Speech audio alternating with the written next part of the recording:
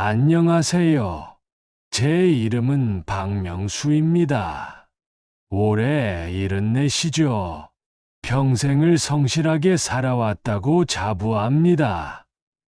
경상도 시골에서 태어나서 18살에 무작정 서울로 올라왔습니다. 주머니에 든 건 10,000원짜리 2장이 전부였죠. 남대문 시장에서 리어카 끌면서 시작했습니다. 새벽 3시에 일어나서 밤 11시까지 하루 20시간씩 일했어요. 손가락은 동상으로 터지고 발은 부어서 신발이 안 들어갈 정도였습니다. 그래도 포기하지 않았어요. 3년 만에 작은 좌판을 얻었고 10년 만에 점포를 냈습니다. 그리고 30년을 더 일해서 부동산 중개업소를 차렸죠. 그게 대박이었습니다. 강남 개발 붐을 타고 돈을 벌기 시작했어요. 지금은 강남에 빌딩 하나, 판교에 상가 건물 2, 그리고 은행에 현금 30억 정도를 가지고 있습니다. 자수성가한 사람치고는 꽤 성공한 편이라고 할 수 있을 겁니다. 하지만 제가 오늘 들려드릴 이야기는 성공담이 아닙니다. 제가 죽은 척했다가 살아나서 가족들의 진짜 얼굴을 본 이야기입니다. 네, 맞습니다. 저는 제 장례식장에 죽은 사람으로 누워 있으면서 며느리가 제 시신 옆에서 통장 비밀번호를 묻는 걸 직접 들었습니다. 그것도 제가 숨이 끊어진 지 1시간도 안 돼서 말이죠. 이 모든 일은 작년 봄에 시작됐습니다. 3월 15일 화요일 아침이었어요. 평소처럼 새벽 5시에 일어나서 아파트 단지를 한 바퀴 돌고 있었습니다. 그런데 갑자기 가슴이 조여오더군요. 처음엔 그냥 운동을 너무 해서 그런가 했습니다. 하지만 통증이 점점 심해졌어요. 심장을 누군가 손으로 쥐어짜는 것 같았습니다. 이러다 죽겠구나. 그 생각이 드는 순간 눈앞이 캄캄해졌습니다. 정신을 차려보니 병원 응급실이었어요. 하얀 천장, 소독약 냄새, 그리고 삐삐거리는 기계 소리. 옆에는 간호사가 서 있었습니다. 정신이 드셨네요. 잠시만요. 의사 선생님 모시고 올게요. 5분쯤 지났을까요? 의사가 들어왔습니다. 젊은 의사였는데 표정이 심각했어요. 박명수님, 검사 결과를 말씀드려야 하는데 그냥 말하시오. 나이 먹으면 아픈 거야 당연한 거니까. 췌장암입니다. 그것도 말기예요. 순간 귀를 의심했습니다. 뭐라고요? 췌장암 4기입니다. 이미 간과 폐로 전이가 상당히 진행됐습니다. CT와 MRI, 조직검사 결과가 모두 일치합니다. 그럼 얼마나 남은 겁니까? 의사가 잠시 망설이더니 입을 열었습니다. 솔직히 말씀드리면 길어야 3달입니다. 항암 치료를 해도 큰 의미는 없을 것 같고 오히려 남은 시간을 편안하게 보내시는 게 더 이상 의사 말이 들리지 않았어요. 3달. 고작 3달이라니. 정말 다른 방법은 없습니까? 수술이라도. 췌장암은 초기 발견이 어렵고 발견했을 때는 이미 늦은 경우가 대부분입니다. 게다가 전이까지 됐으니 알겠습니다. 병원에서 나와 집으로 가는 택시 안에서 많은 생각이 들었습니다. 아내 생각이 제일 먼저 났어요. 10년 전에 위암으로 먼저 간 아내. 병원에서 3년을 투병했는데 그동안 제가 제대로 간호도 못했습니다. 일 핑계로 병원에 자주 가지도 못했죠. 아내가 숨을 거둘 때도 저는 중요한 계약 때문에 곁에 없었습니다. 병원에서 전화 받고 달려갔을 때는 이미 차가운 시신이 되어 있었어요. 여보, 나도 이제 곧 가네. 거기서 기다리고 있어. 혼잣말을 했더니 택시 기사가 백미러로 저를 봤습니다. 어르신, 무슨 일 있으세요? 아니요, 괜찮습니다. 집에 도착해서 거실 소파에 앉아 가족 사진을 봤습니다. 큰아들 명진이는 올해 48입니다. S대 경영학과 나와서 대기업 부장으로 일하고 있죠. 능력도 있고 성실한 아들입니다. 하지만 어릴 때부터 계산적이었어요.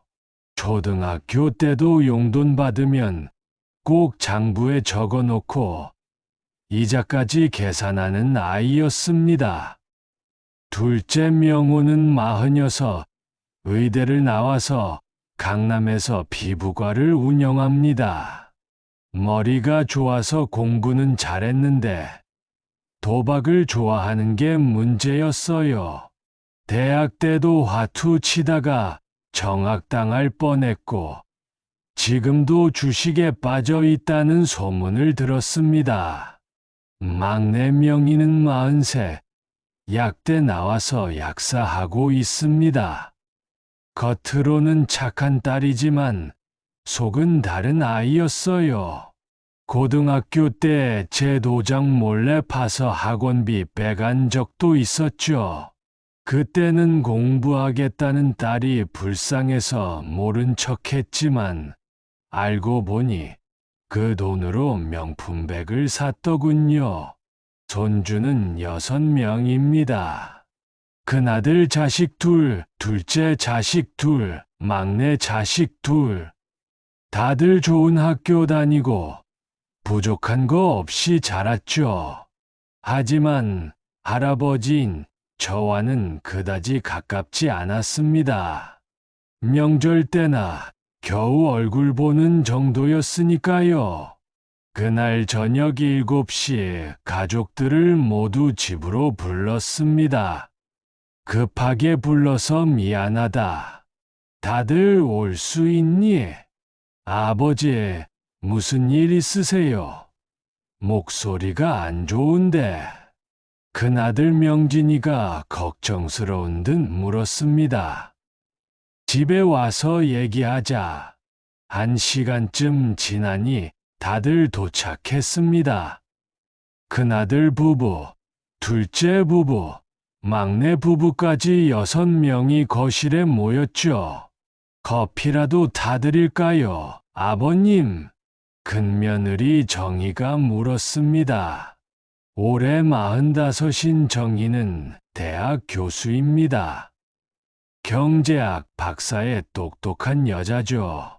평소에는 살갑게 굴었지만 가끔 보이는 계산적인 눈빛이 마음에 걸렸습니다. 괜찮아. 다들 앉아봐. 둘째 며느리 혜진은 올해 42, 전직 아나운서 출신으로 지금은 홈쇼핑 쇼호스트를 하고 있습니다. 말은 청사뉴스처럼 잘하는데 그 말에 진심이 있는지는 늘 의문이었죠. 막내 사위 김준호는 45, 중견기업 이사입니다. 조용하고 성실해 보이지만 처가 재산에 관심이 많다는 걸 저는 알고 있었어요. 명희가 결혼할 때 아버지 재산이 얼마나 되냐고 먼저 물어본 사람이거든요. 다들 앉았니? 그럼 얘기하겠다. 저는 심호흡을 한번 하고 입을 열었습니다. 오늘 병원에 다녀왔는데 췌장암 말기래. 달 시한부야. 순간 거실이 쥐 죽은 듯 조용해졌습니다. 아버지. 막내 명희가 먼저 울먹이기 시작했습니다. 그게 무슨 말씀이세요? 분명 오진일 거예요. 큰아들 명진이가 벌떡 일어났습니다. 다른 병원도 가보셔야 해요. 요즘 의료 기술이 얼마나 발달했는데. 둘째 명호가 의사답게 이성적으로 말했습니다. 제가 아는 전문의한테 연락해 볼게요. 서울대 병원 췌장암 권위자예요. 다들 충격을 받은 것 같았습니다. 눈물을 흘리는 사람도 있고 멍하니 앉아 있는 사람도 있었죠. 그런데 이상한 걸 느꼈습니다. 분명 다들 슬퍼하는 표정인데 뭔가 연기 같다는 느낌이 들었어요. 특히 며느리들의 눈빛이 묘했습니다. 슬픔보다는 다른 게 보였거든요. 계산, 기대, 아니면 안도. 큰 며느리 정희는 눈물을 닦으면서도 핸드폰을 슬쩍 확인했고, 둘째 며느리 혜진은 남편 명호와 눈빛을 주고받았습니다. 막내 사위 준호는 아예 딴 생각을 하는 것 같았고요. 그래서 말인데, 제가 다시 입을 열자 모두 집중했습니다. 재산 정리를 좀 하려고 한다. 이 한마디에 분위기가 확 바뀌었습니다. 슬퍼하던 표정들이 순식간에 긴장된 표정으로 변했죠. 마치 경매장에서 낙찰 순간을 기다리는 사람들 같았습니다. 지금 당장은 아니고 차차 정리하려고. 너희들도 마음의 준비를 해둬. 아버지, 그런 얘기는 나중에. 큰아들이 말했지만 눈은 이미 반짝이고 있었습니다. 아마 머릿속으로 벌써 계산을 하고 있겠죠. 빌딩이 100억, 상가가 60억, 경금이 30억. 3등분하면 각자 60억 정도. 오늘은 이만 들어가들. 피곤하네. 네, 아버지. 푹 쉬세요. 다들 일어섰지만 떠나기 싫은 듯 머뭇거렸습니다. 뭔가 더 듣고 싶은 게 있는 것 같았어요. 아버님, 혹시 필요한 거 있으시면 언제든 말씀하세요. 큰 며느리 정희가 다가와 제 손을 잡았습니다. 평소보다 훨씬 다정했죠. 병원도 좋은 데로 옮기시고 간병인도 구하시고 돈 걱정은 하지 마세요.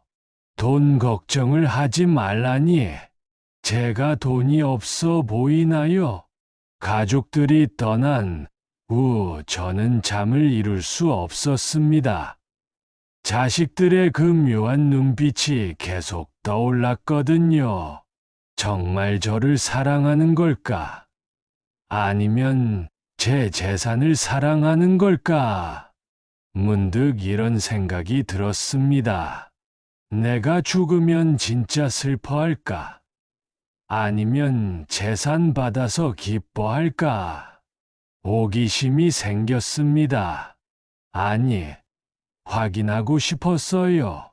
죽기 전에 진실을 알고 싶었습니다. 그때 떠오른 게 최 원장이었습니다. 최 원장은 제 고등학교 동창으로 지금은 한의원을 운영하고 있습니다. 특이한 의술을 가지고 있어서 침 하나로 사람을 살리기도 하고 죽은 것처럼 만들기도 한다는 소문이 있었죠. 다음 날 아침, 저는 최 원장을 찾아갔습니다. 명수야, 오랜만이네. 근데 얼굴이 왜 그래? 원장, 나 좀 도와줘야겠어. 제가 사정을 설명하자 최 원장이 기가 막혀 했습니다. 뭐, 죽은 척하고 장례식장에 누워 있겠다고? 아, 응, 가능하지. 이론적으로는 가능해. 특수한 약침으로 가사 상태를 만들 수 있거든. 맥박이랑 호흡을 극도로 낮춰서 죽은 것처럼 보이게 하는 거야. 그거야. 하지만 위험해. 진짜로 죽을 수도 있어. 이미 석 달밖에 안 남았는데 뭐가 무서워. 최 원장은 한참을 고민하더니 한숨을 쉬었습니다. 정말 미쳤구나. 하지만,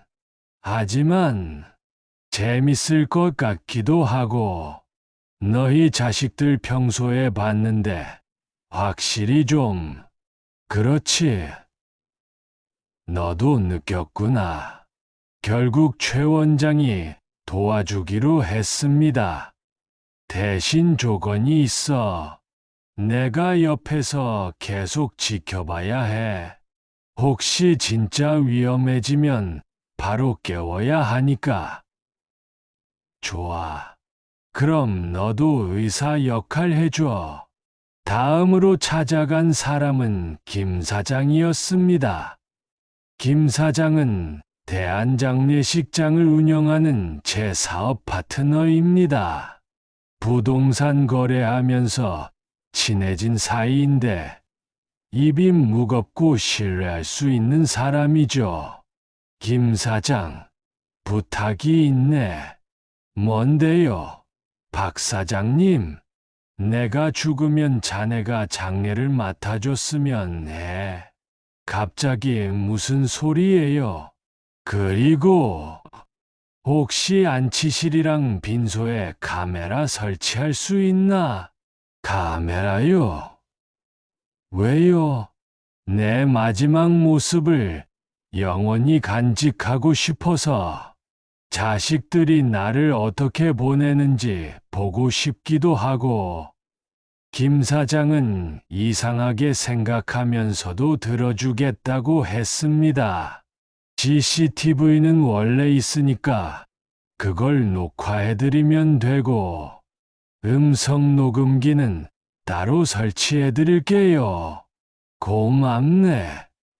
이제 준비는 끝났습니다.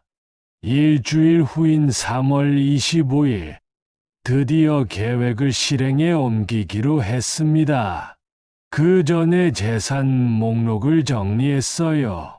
강남 역삼동 빌딩, 시가 100억, 반교 상가 건물 2개, 각 30억, 총 60억, 주식 및 펀드 마이너스 15억, 예금 마이너스 30억, 집 아파트 마이너스 20억, 총 225억 정도. 이걸 어떻게 나눌지 고민하는 자식들 얼굴이 눈에 선했습니다. 실행 전날 밤, 저는 혼자 아내 사진 앞에 앉았습니다. 여보, 내가 좀 미친 짓을 하려고 해. 우리 자식들 진짜 마음을 알고 싶어서. 혹시 내가 진짜 죽으면 거기서 만나자. 3월 25일 아침 7시. 평소처럼 일어났지만 일부러 기운 없는 척 했습니다. 머리가. 혼잣말을 하면서 거실로 나갔다가 일부러 비틀거렸습니다. 그리고 큰아들한테 전화했죠. 명진아, 아빠가 좀 이상해. 아버지, 무슨 일이세요? 병원에 가야 할 것 같은데 제가 지금 바로 가겠습니다.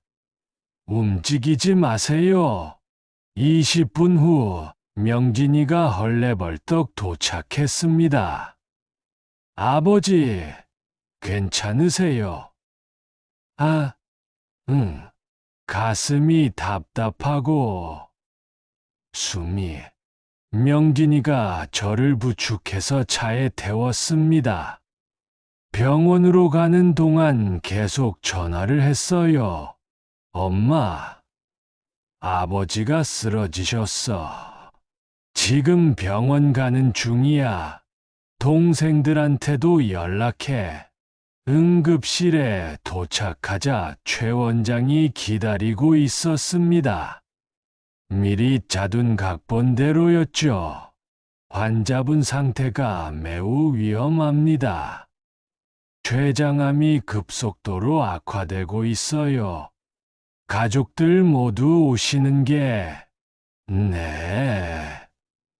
벌써요.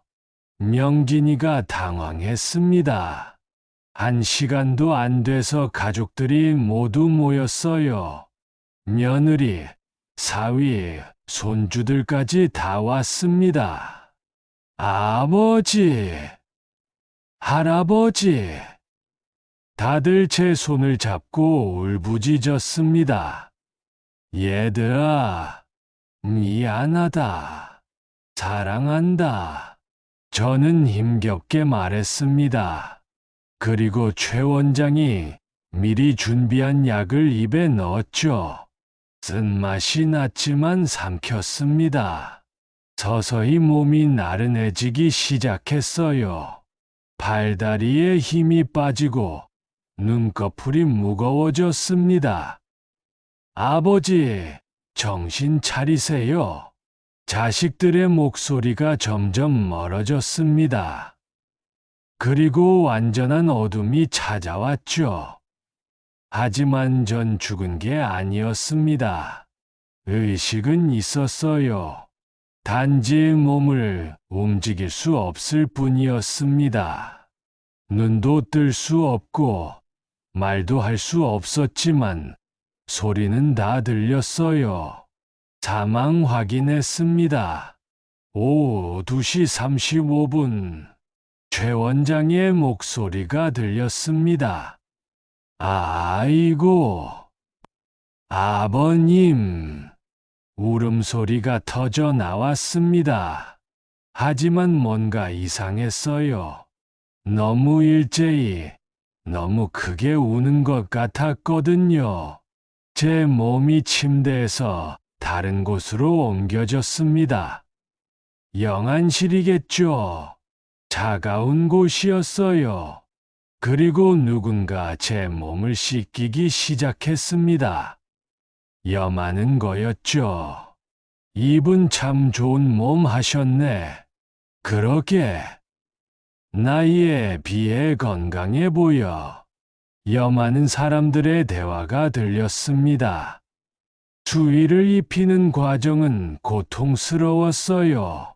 발다리를 이리저리 움직이는데 반항할 수가 없었으니까요. 그리고 관에 눕혀졌습니다. 뚜껑이 닫히는 소리가 났지만 완전히 닫지는 않았나 봅니다. 소리가 계속 들렸거든요. 장례식장으로 옮겨진 후 빈소가 차려졌습니다. 여기다 놓으세요. 화환은 저쪽으로. 영정사진 똑바로 해. 분주한 소리들 사이로 가족들의 목소리가 들렸습니다. 형, 조문객 명단 작성해야지. 아, 응. 그리고 부의금도 정확히 기록해. 당연하지. 나중에 확인해야 하니까. 벌써부터 돈 얘기였습니다. 저녁 6시쯤 조문객들이 오기 시작했습니다. 아이고, 박 사장님이 이렇게 갑자기. 좋은 분이셨는데 제 사업 파트너들, 오래된 친구들이 왔습니다. 명진아, 힘내라. 네, 감사합니다. 그나들이 조문객을 맞는 소리가 들렸어요. 아이고, 아버님. 큰며느리 정희의 곡소리가 시작됐습니다. 그런데 이상했어요. 조문객이 올 때만 크게 울고 가면 뚝 그쳤거든요. 여보, 목 아프지? 물 좀 마셔. 고마워. 연기였던 겁니다. 완전한 연기. 밤 10시가 되자 조문객이 뜸해졌습니다. 가족들만 빈소에 남았죠. 이제 얘기 좀 해야 하지 않아? 둘째 명호가 먼저 입을 열었습니다. 그래, 다들 앉아봐. 의자 끄는 소리가 났습니다. 재관 바로 옆에서요. 아버지 재산이 정확히 얼마나 되는지 아는 사람. 막내 명희가 물었습니다. 내가 대충 알아봤어. 큰아들 명진이가 대답했습니다. 강남 빌딩이 시세로 한 100억 정도. 판교 상가가 각각 30억씩 60억. 주식이랑 펀드가 한 15억. 현금은 정확히 모르겠고. 현금이 제일 중요한데. 그러니까 통장 비밀번호를 알아야 하는데 제 시신이 바로 옆에 있는데 재산 얘기를 하다니 충격이었습니다. 빌딩은 내가 가질게. 명진이가 갑자기 선언했습니다. 뭐? 형 미쳤어. 명호가 발끈했어요. 장남이니까 당연한 거 아니야. 무슨 조선시대야. 장남이 다 가져. 그럼 우리는 뭐 먹고 살라고? 너는 병원 개업할 때 아버지한테 10억 받았잖아. 그건 그때 일이고. 경도 집 살 때 5억 받았으면서 경제들이 싸우기 시작했습니다. 조용히 해. 밖에서 들으면 어떡해? 큰며느리 정희가 말렸습니다. 일단 현금부터 확인하자. 통장이 어디 있는지 알아? 아버지, 방에 있을 거야. 가서 찾아볼까? 나 지금 어차피 우리가 정리해야 하잖아. 막내 명희가 일어섰습니다. 언니, 나도 같이 갈게. 둘째 며느리 혜진도 따라갔어요.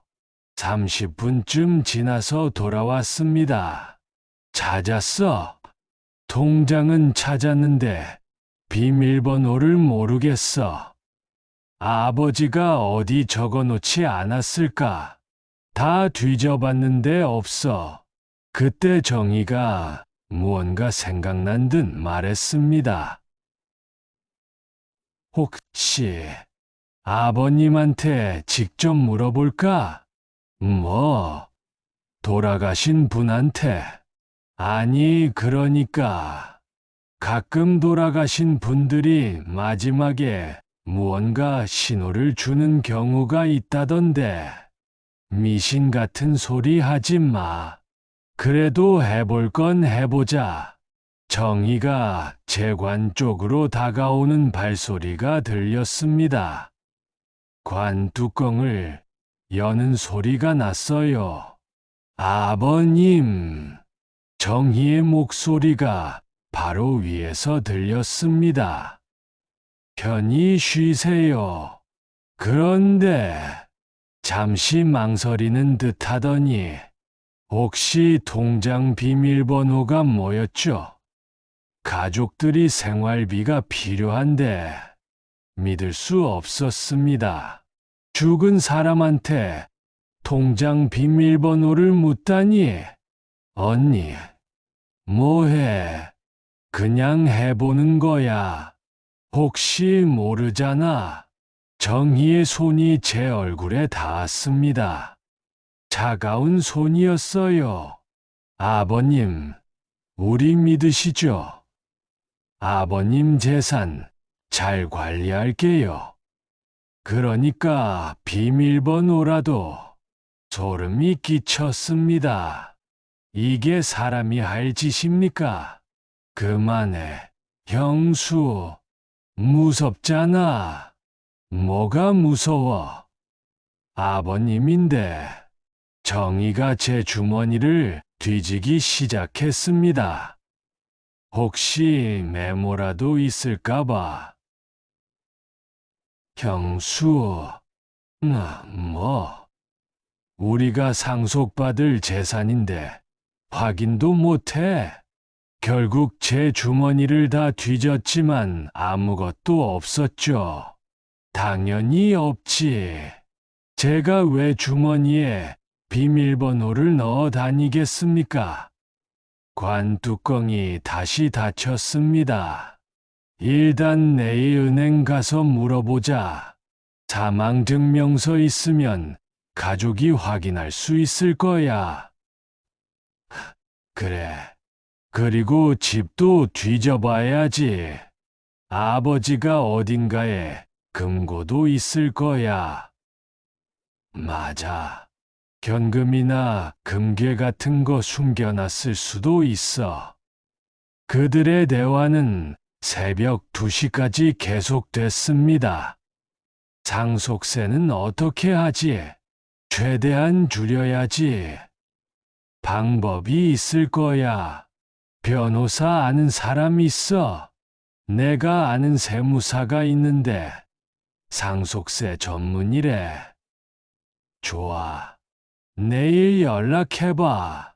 근데 장례식 끝나자마자 그런 거 하면 보기 안 좋지 않을까? 누가 보기를? 우리끼리 조용히 하면 되지.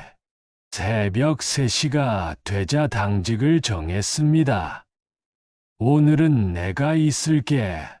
둘째 며느리 혜진이 말했어요. 그래. 우린 내일 아침에 올게. 다들 떠나고 혜진 혼자 남았습니다. 한참 조용하더니 전화 거는 소리가 들렸어요. 여보. 나야. 남편 명우한테 전화한 모양입니다. 응, 다들 갔어. 근데 있잖아. 시아버지 재산이 생각보다 많아. 200억은 넘을 것 같아. 우리 지분만 해도 60에 70억은 되겠지. 그럼 주식으로 날린 거 다 메꿀 수 있잖아. 빚도 갚고 주식으로 돈을 날렸구나. 그래서 그렇게 재산에 집착했던 거였어요. 아, 그이고 혹시 시아버지가 진짜 죽은 거 맞는지 확인해봐. 아니, 그냥 요즘 가사 상태 있잖아. 죽은 줄 알았는데 살아나는 경우. 미신 같은 소리 하지 말래도. 그래도 확인은 해야지. 재산이 얼마나 큰데. 예진이 제 관 쪽으로 다가왔습니다. 관 뚜껑을 살짝 열었어요. 시아버님, 정말 가신 거 맞죠? 손가락으로 제 볼을 찔렀습니다. 차갑네. 진짜 돌아가신 것 같긴 한데. 그녀가 제 맥박을 확인했습니다. 다행히 최 원장이 준 약이 제대로 듣고 있어서 맥박은 거의 안 뛰었나 봐요. 응, 맥박 없어. 진짜 죽은 거 맞아. 안도하는 목소리였습니다. 제가 죽어서 안도한다니. 둘째 날 아침이 밝았습니다. 조문객들이 다시 오기 시작했어요. 제 회사 직원들, 거래처 사장들, 친척들. 박 사장님은 정말 좋은 분이셨는데, 자식들 참 훌륭하게 키우셨죠. 모르시는군요. 그 훌륭한 자식들이 제 시신 옆에서 재산 싸움한 걸. 점심시간 가족들이 다시 모였습니다. 형, 아버지 집에 가서 금고 찾았어. 명호가 말했어요. 진짜? 어디 있었어? 서재 책장 뒤에. 벽에 붙은 금고야. 열었어. 비밀번호를 모르잖아. 전문가 불러야 하나. 그럼 안에 뭐가 있는지 다 들키잖아. 세무서에 신고되면. 역시 세금 걱정이 먼저였습니다. 일단 아버지 핸드폰 확인해보자. 메모나 사진에 힌트가 있을지도. 명진이가 제 핸드폰을 꺼냈습니다. 제 핸드폰이었어요. 비밀번호가 뭐지? 아버지 생일 아니야? 해봤는데 안 돼. 결혼기념일은? 그것도 안 돼. 한참을 씨름하다가 포기했습니다. 오후 3시쯤 더 충격적인 일이 벌어졌습니다. 빈소에 낯선 여자가 찾아왔어요. 40대 정도로 보이는 여자였습니다. 실례합니다. 고인과 아는 사이였습니다. 여자의 목소리가 떨렸어요. 누구세요? 정희가 날카롭게 물었습니다. 저는, 사실, 여자가 울먹이기 시작했습니다. 저희 아이가 고인의 아이입니다. 빈소가 발칵 뒤집혔습니다. 뭐라고요? 지금 무슨 헛소리를? 명진이가 소리쳤어요. 헛소리가 아닙니다. 증거도 있어요. 여자가 서류를 꺼냈습니다. 진짜 확인서입니다. 15년 전에 했어요. 2년이 사기꾼이야. 명희가 달려들려 했지만 명호가 말렸습니다. 잠깐 서류부터 확인해보자. 의사인 명호가 서류를 봤습니다. 이거 진짜 같은데. 병원 도장, 의사 서명 다 진짜야. 그리고 DNA 일치율 99.9%. 말도 안 됩니다. 전 그런 여자 모릅니다. 평생 아내만 사랑했어요. 그래서 왜 이제 나타난 거죠? 그동안은 고인이 양육비를 보내주셨어요.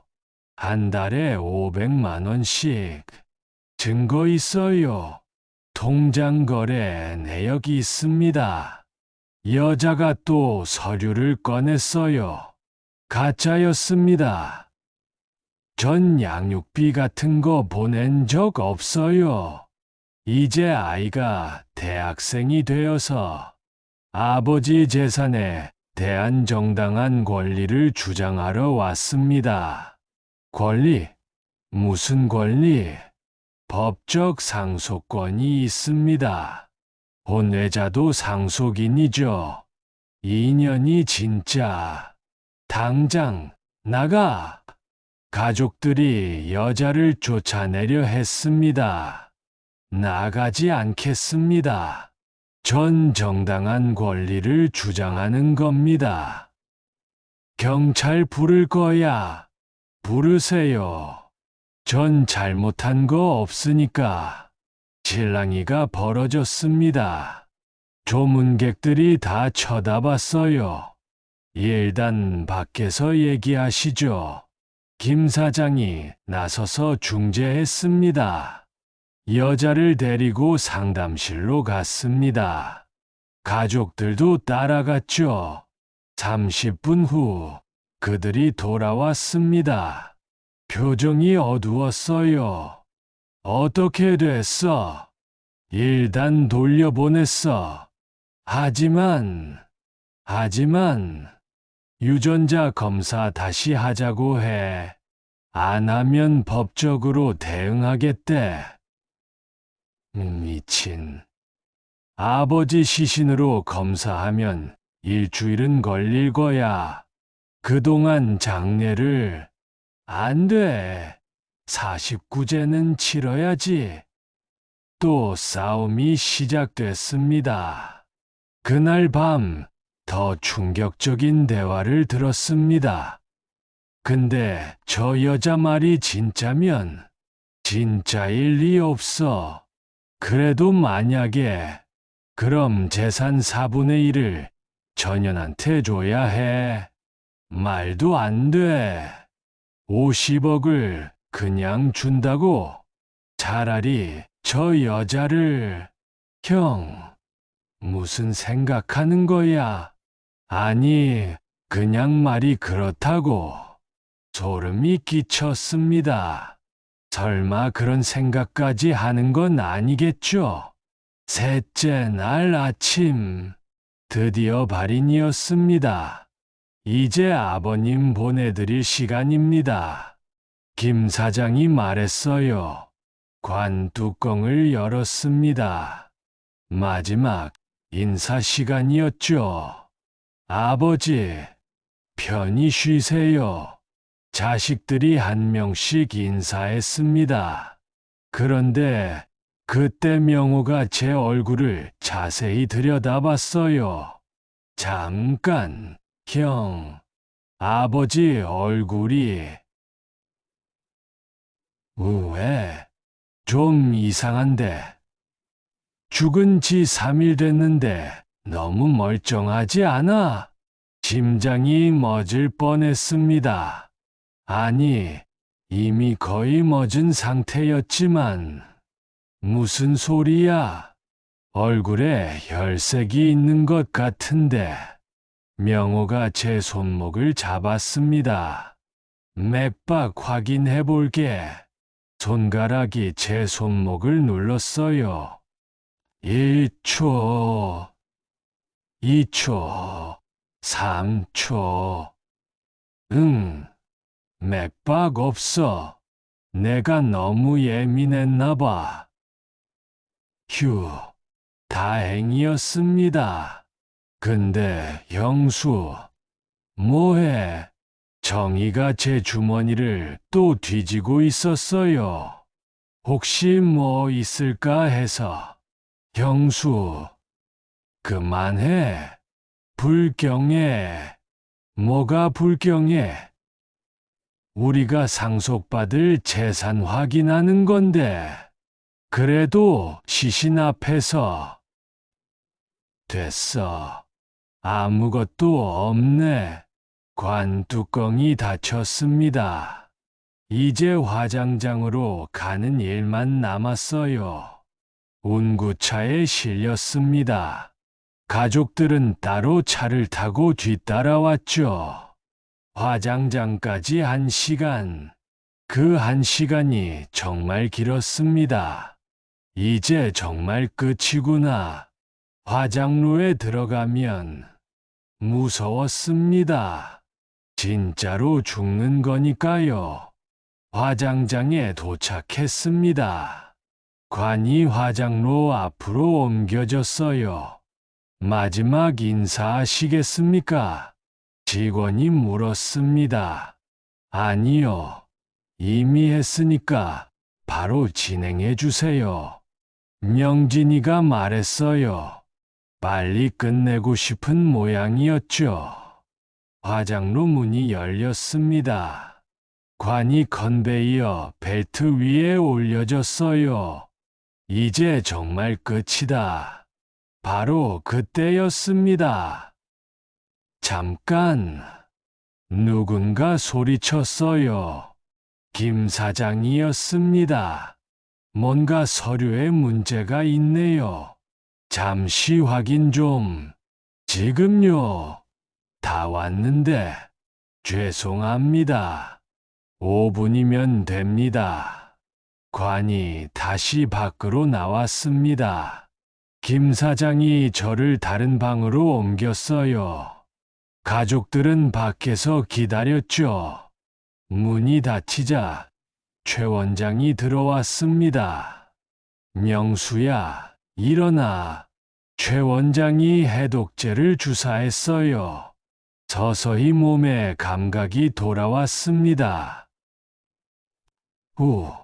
진짜 죽는 줄 알았네. 미친놈. 진짜로 이런 짓을 하다니. 근데 그 여자는 뭐였어? 아, 그거. 내가 부탁한 연극 배우야.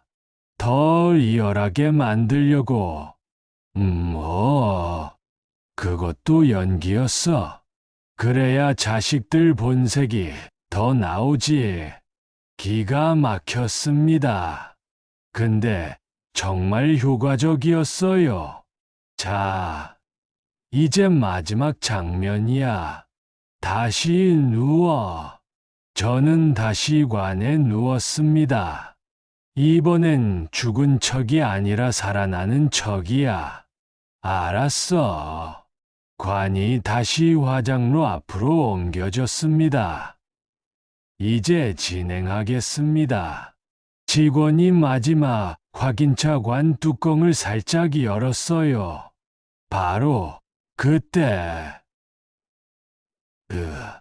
제가 신음소리를 냈습니다. 뭐야? 직원이 놀라서 뚜껑을 완전히 열었어요. 저는 천천히 눈을 떴습니다. 여기가 어디? 세상에 살아있어요. 환자가 살아있어요. 직원이 소리쳤습니다. 가족들이 달려왔어요.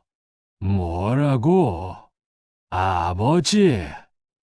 그들의 얼굴에 나타난 표정. 평생 잊을 수 없습니다. 기쁨. 안도. 아니었어요. 당황, 충격, 그리고 실망이었습니다. 아버지. 명진이가 믿을 수 없다는 표정으로 저를 봤어요. 명진아. 내가 살아났나 보다. 제가 힘겹게 말했습니다. 그런데 다음 순간 명호가 한 말은 정말 충격이었습니다.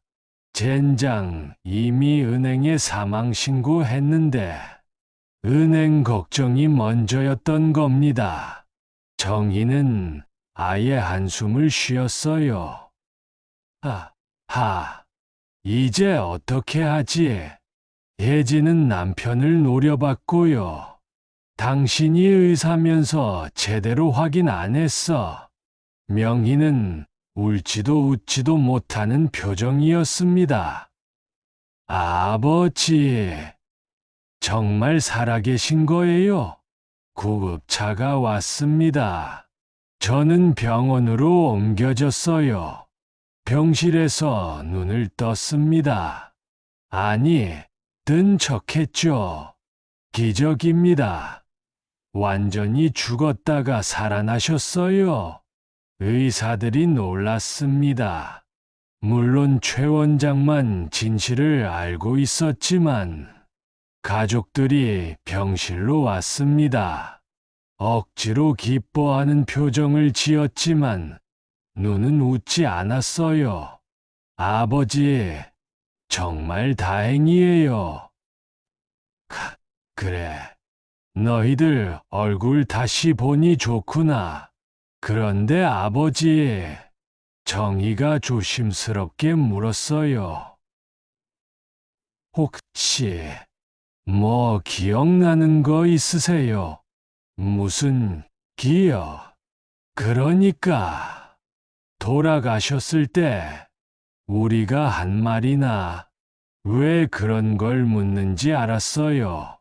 자기들이 한 추한 짓들이 들켰을까봐 걱정하는 거죠.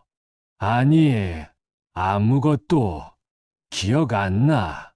그냥 깜깜했어. 정말요? 우리 목소리도 못 들으셨어요? 응, 전혀. 그들이 안도하는 게 보였습니다. 아, 그이고. 명진이가 말했어요.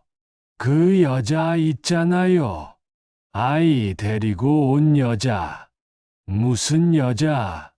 아버지 혼외자라고 주장한 여자요. 혼외자? 말도 안 돼. 난 그런 거 없어. 정말이세요? 당연하지. 난 너희 엄마만 사랑했어. 다행이네요. 그럼 그 여자는 사기꾼이었네. 맞아요.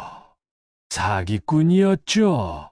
최 원장이 고용한 일주일 후 퇴원했습니다.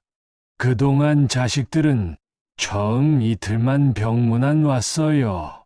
재산 정리가 틀어져서 짜증났겠죠. 집에 돌아온 날 가족 모임을 했습니다. 다들 와줘서 고맙다. 거실에 모인 자식들과 며느리, 사위들. 이번 일로 많은 걸 느꼈어. 네, 아버지. 산과 죽음에 대해서 말이야.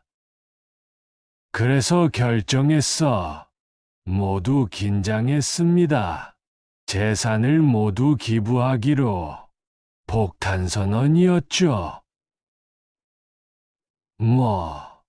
뭐라고요? 명진이가 벌떡 일어났습니다. 강남 빌딩, 판교 상가, 현금 모두 소아암 재단에 기부할 거야. 아버지, 그게 무슨 미쳤어요. 우리는 어떻게 살라고? 난리가 났어요. 너희들은 충분히 잘 살 수 있어. 내가 이미 다 해줬잖아. 그래도 이건 너무해요. 우리도 권리가 있다고요. 권리. 그들이 보여준 추악한 모습을 생각하면 권리는 없었죠. 이미 변호사를 통해 서류 작성했어. 거짓말이었지만 요구는 있었습니다. 아버지, 짐해 아니세요?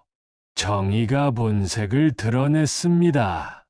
정신감정 받아보셔야 하는 거 아니에요. 경수, 사실이잖아. 멀쩡한 사람이 전 재산을 기부한대. 그래, 나 미쳤을지도 몰라. 저는 리모컨을 들었습니다. 그런데 너희가 더 미친 것 같아서 보여줄 게 있어. TV를 켰어요. 화면에는 장례식장 CCTV 영상이 나왔습니다. 아버님, 통장 비밀번호가 뭐였죠? 정의가 제 시신에게 묻는 장면. 빌딩은 내가 가질게. 장남이니까. 재산 싸움하는 장면. 장기 기증하면 돈 나온대. 명희의 충격적인 제안. 주식 빚 다 갚을 수 있어. 혜진의 전화통화. 이미 은행에 사망 신고했는데 살아난 직후 명호의 말. 영상을 보는 가족들의 얼굴이 하얗게 질렸습니다. 아버지. 이건 변명하지 마. 오해예요. 닥쳐. 제가 처음으로 소리를 질렀어요. 너희가 내 자식 맞니? 어떻게 시신 앞에서 그럴 수 있어? 특히 너, 정희, 죽은 사람한테 통장 비밀번호를 묻다니. 죄송합니다. 명호, 주식 빚이 그렇게 많았어. 명희, 장기 기증으로 돈 받겠다고? 아버지, 저는... 그만. 저는 일어섰습니다. 이 영상 유튜브에 올릴 수도 있어. 아버지. 하지만 안 그럴 거야. 너희도 내 자식이니까. 대신 조건이 있어. 뭐든 하겠습니다. 첫째, 재산 얘기하지 마라. 네. 둘째, 한 달에 한 번은 꼭 와라. 알겠습니다. 셋째, 손주들한테는 좋은 부모가 되라. 네. 마지막으로, 네. 내가 진짜 죽을 때는 진심으로 슬퍼해줘. 그 말에 명희가 먼저 울음을 터뜨렸습니다. 아버지, 죄송해요. 정말 죄송해요. 이번엔 진짜 눈물 같았어요. 하나둘 무릎을 꿇었습니다. 잘못했습니다. 용서해 주세요. 저는 그들을 일으켜 세웠습니다. 알았다. 용서한다. 하지만 잊지는 않을 거야. 그날 이후 정말 많은 게 변했습니다. 자식들이 정말로 한 달에 한 번씩 왔어요. 처음엔 어색했지만 점점 자연스러워졌죠. 손주들도 데려왔습니다. 할아버지, 우리 강아지들 왔구나. 이제는 진짜 가족 같아요. 재산 얘기는 절대 안 합니다. 대신 추억 얘기, 일상 얘기를 해요. 아버지, 어릴 때 절 업고 병원 가신 거 기억나세요? 그럼 내가 열이 40도가 넘어서 그때 아버지가 얼마나 빨리 뛰셨는지 웃으면서 얘기합니다. 제 재산은 결국 기부하지 않았습니다. 하지만 유언장은 바꿨어요. 절반은 자식들에게, 절반은 사회에, 그리고 너희가 먼저 죽으면 못 받는다고 썼죠. 농담이지만 자식들은 진지하게 받아들였어요. 네, 아버지보다 오래 살게요. 작년에 정희가 그랬어요. 아버님, 그때 정말 죄송했어요. 됐어. 근데 어떻게 그런 생각을 하셨어요? 너희 진짜 마음이 궁금했어. 알게 되셔서 후회 안 하세요? 아니, 덕분에 진짜 가족이 됐잖아. 맞아요. 그 일이 없었다면 우린 평생 가면 쓰고 살았을 거예요. 올해 제 생일, 가족들이 모두 모였어요. 할아버지, 생일 축하해요. 촛불을 끄면서 소원을 빌었습니다. 이 시간이 오래 가기를. 아버지, 이번엔 진짜 아프신 거 아니죠? 명진이가 물었어요. 왜? 또 테스트 하시는 거 아니냐고요? 다들 웃었습니다.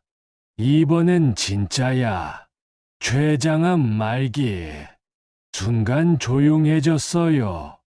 농담이죠? 아니, 진짜야.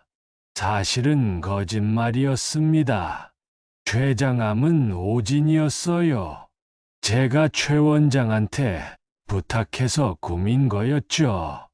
하지만 이번엔 자식들을 시험하려는 게 아니었어요. 그냥 사랑받고 싶었습니다. 그리고 이제는 받고 있어요.